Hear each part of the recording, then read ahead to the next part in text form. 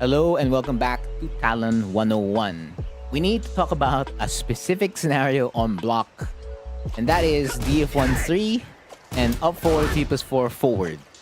These are both -2, and before, you'd always just back one out of them, or just DF3, or if the move was here, you would snake edge. Well, yeah, you didn't do it for up forward T+4 forward because that didn't exist back in 7, but now we would apply the same knowledge to 8 because they're both -2 in Flamingo. However, that is actually a very dangerous proposition given the new tools and how the system changes are in Tekken 8. So if you play against back one, the standard option, the throw is very powerful. Of course, you can break it, but what's the chances of you breaking it? So we're going to cover more of why this situation is very, very risky now compared to it being... Well, it was still risky back in 7, but in 8, it's too risky to do. So you saw it earlier, back one was losing to throw, and that's because throws are homing now. Or generic throws are homing. Before, all throws used to be homing, but here I'm using Hwoarang's command throw, roll and choke to beat this out. And you can beat out a good number of options, like a lot. So if we default to now throws as your basic defensive option, you're going to beat the power crush. But you will lose to airborne moves, and that's the problem. Herein lies the problem. Your mix now involves doing something that's -14 that doesn't avoid standard basic options like a jab, basic mid check, of those kinds, or even like a power crush. You will beat the down jab, sure, and you'll beat the throw. But this is far more riskier than throwing out back one when back one was beating the jab, was beating the DF1, and was beating power crush. Of course, highly dependent on the character, but most of the time you were getting away scot-free, and most players, as soon as they saw DF+1 or now a 4T+4 forward, they would just kind of like walk. And then that's when you just did DF3 to like catch, and then if they were going the other way, you hit them with the low, protect yourself, or if the chop could do that. In 8, now you'll be protecting yourself with this, provided they're just focusing on movement. It's like, are you willing to like press the airborne moves in this scenario? Because yes, they win, but I can just do this and you're dead. I can step both ways and you're dead. We go back to LFS up forward 4, 1-2, that's it. I don't even have to do the throw. So if you're too busy thinking about, wow, okay, the throw's gonna hurt a lot, so I gotta like do an airborne move, I can get your back for free. So instead of me getting 35 damage, I can get way more damage. That's 80, and that's not even an optimal combo. So going back to other airborne moves, yeah, Hunting Hawk will do the same, but unfortunately, none of these track. None of your airborne moves track at all. Now, if you go back to, let's say, you want to be safer, right? You want to go back to LFS1. You still lose to the throw, you're -2. Which means your Flamingo jab now comes out at 15. And their throw's coming out at 10. So it's like, is there an option to like survive here? Maybe this, if they sidewalk left, sure, but then they sidewalk right, and the same story is going to happen. They could get your back like so, and this is the last option. It's probably going to be one of your safest options now, because the second punch pretty much will always track regardless of where they step. And it's not just LFS 3-2, it's also LFS 2-2. I'll show you that in a bit. But here's the problem. You gotta press, like if you press LFS 3-2, that's fine. It's 14 frames, so it's gonna turn out at 16. But this one, you're throwing out an 18 frame move. So it's 16 plus 2. Not exactly a good proposition. And if they know their cut's coming out, they can just sidewalk back 4. Or sidewalk the other way, sidewalk back 4 again. And that can go to like any character. And then it's just sidewalk, duck into punish. So it's a really bad scenario now, given that your answer to the throw mix-up is airborne moves, and then they can re-default back to standing defensive options and basic movement. I'm gonna demonstrate pretty much all the defensive options now. What protects you if you do sidewalk left? What protects you if you do sidewalk right? The throws, I already did it, but I will redo it again just so that you have a full list in this part of the video. And then back 1 and back 2 for like Hwoarang options. We're gonna go through all the options again, one by one. Or like these are probably the best options that you can do already that I have recorded. And we'll just go from there. So we're gonna do sidewalk left and sidewalk right first. So this is against back 1. If they sidewalk left into no block, then you'll hit them out.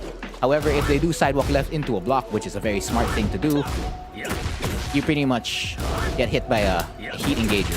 And if not a heat engager, a really strong 14 frame Punisher. And if you're playing against select characters, this is a launch, and that's dangerous. Back 1, however, will not protect you from sidewalk right. You're pretty much dead in the water, and this is a free launch punish. Next, Power Crush. This is one of the more common options that would protect you. So sidewalk would, the second hit would protect you if they're sidewalking towards the left. However, if they attempt to sidewalk right, it won't even protect you. So at that point, that's double whammy for 2 common options in this scenario. Sidewalk right is pretty much your kryptonite. Moving on, this is, I believe, LFS up forward 4. Again, no tracking on either side at -2. So again, now they just can continue to, what do you call this? Sidewalk right with no consequence at all. They don't even have to hit you with the throw mix-up. That's the thing. So the throw mix-up adds on to the mental stack for you as Hwoarang, but for the opponent, there was none to begin with because the situation became really, really free. Again, sidewalk right against Hunting Hawk. Sidewalk left against Hunting Hawk. Moving forward, LFS1 cannot protect you. Although you will recover fast enough. So if they are sidewalking, right? Sidewalking into a DF2, you will not get punished for that. The most they'll get is probably sidewalk into 1-2 if they're fast enough. My punish is not even registering. So you could protect yourself that way. But if they just do a regular sidestep and they're looking to call this out, then that's going to become a punish. But more often than not, we're just looking at sidewalk. So 1-2, basic punish. At least you're not getting launched. I don't even know if I'm supposed to take that as a consolation prize, but okay. And then action number 7. LFS back 4-3. Doesn't even protect you here. It will protect you against sidewalk left. But at this point, the opponent shouldn't even be sidewalking left because they do get hit by the second hit of DF3+4 and back 1. So they just go back to the other side because it doesn't even touch them. And then the last one, LFS 3-2. Now this is, again, as I mentioned earlier, is something that can protect you. But same thing, that's one sidestep into a counter hit. And that's like pretty much easy pickings. Oh, we can even turn this into like sidestep into DF2, and that's the same thing for both sides. Not a great situation to be in. So we'll go back to throws just for the sake of demonstration. Again, back 1 loses to homing throws. The Power Crush will instantly lose. You can't even break it. And if you do an airborne move, you will win for all airborne moves. Just like so. Boom. Yep. But the jab, you can, again, if you have the reactions to throw break, sure. But I haven't been able to throw break the counter hit yet. Now, let's go to Hwoarang unique options. We're gonna do back 1 and back 2 in the mirror. So we're gonna go against now back 1, and we're gonna use back 1 and back 2. So back 2 will beat the back 1 immediately, and back 1 will reset here. Now it's like, okay, this is fine. We return back to neutral, right? Yeah, you do, but you're negative on whiff. So if you mash 1-1, just to like attempt to be safe, the opposing Hwoarang will move faster than you. The only time he's not faster than you is when he throws out a slower move like 15. So it's only like -3 or -2 at best on the whiff. But if we move to the Power Crush, oh, they got your back. That's a back turn launch. But if they do back 1, that's also another back turn launch. It's not looking good. It just 100% isn't looking good. Back 1 again, that denies the airborne move. If you're thinking like, hey, they're gonna do a throw, no. Any of the airborne moves, if you were thinking about that, the opposing Hwoarang or your defender can really just press their button for free. It's free. Crazy. There you go, LFS1 cannot protect you here either. Last few options, that is LFS back 4. It doesn't win, straight up. LFS3, no. Back 1, no. This didn't exist back in 7. Like, I could throw out LFS back 3 because it was homing. So that would prevent back 2, and that would prevent back 1 because it was a homing power crush. Now, if you try to do that here, simply because it is a power crush, you would still lose to back 1. Now, it's not a launch punish, sure. Or is it?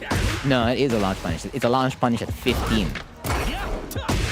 That's what you get for throwing it out. Now, if you throw it back 2, alright, you finally beat an option. Congratulations. But the opponent can just now default back to whatever they were doing to begin with. And if you notice, back 1 beats all these options and more. So back 1 is now officially Hwoarang's OS in this scenario. That could have been mitigated somewhat if also, besides, you know, him having a homing power crush, is if this remained homing. If his flamingo throws remained homing. But no, they're not homing. So even back 1 and back 2 beat them. Sidewalk would beat them. Throw would beat them, and you'd have to like throw break on time. So nah, it's not looking good. It's not looking great. It's only a matter of time until opposing players knows that this situation is 100% fake now, or like 99 or 95% fake. You're not really covered by pretty much anything. There's like, oh, okay, what if I know like they're gonna sidewalk left or right? I know you always lose to the throw back 1, back 2. That's fine. But like if they're gonna like try to be extremely safe, I'll throw out the homing move, right? Okay, yeah, that's not a bad idea for as long as they're not challenging immediately. But it's just one sidewalk block, and that's a negative 10 punish. Easy 10 frame punish. This situation is too dangerous now. So the Hwoarang players that were taking care back in 7 and trying to avoid it as much as possible for as long as it, you know, wasn't on hit. Because on hit, these situations are completely fine. This is +6, and this is +9, right? It's just that on block, it's hard to defend it now, when like 95% of your options would pretty much lose. And I'm pretty sure the number of OSs for other characters have like significantly increased. And I'm not looking forward to that. But it is what it is. This is the character we're currently playing. So the next time you're out here throwing this out on block, just know that the odds are now pretty much stacked against you. They are pretty much 100% stacked against you. And that's been the lesson for today. I've been Frontier, and I'll see you next time.